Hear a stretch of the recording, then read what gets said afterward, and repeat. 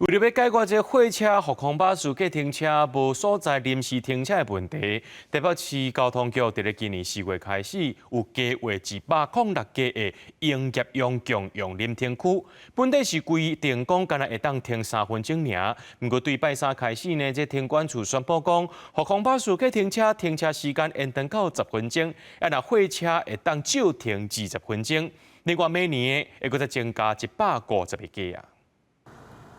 货车司机甲车停伫若是个架仔顶面，这是专门互货车卸货所在。若甲架头刷甲毋是个架仔，这是台北市交通局4月份接设个营业用共用临停区，甲若是个架仔是完全无同。伊除了会当提供货车上货、落货少停，航空巴士、客运车嘛通少停。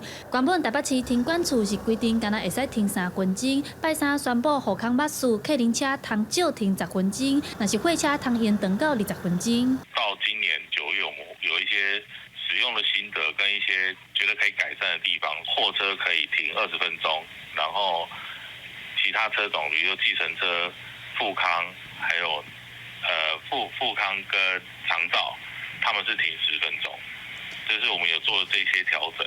着驶货车的业者认为，对因来讲，增加到20分钟依然是无够，至少爱30分钟才有够业者落货。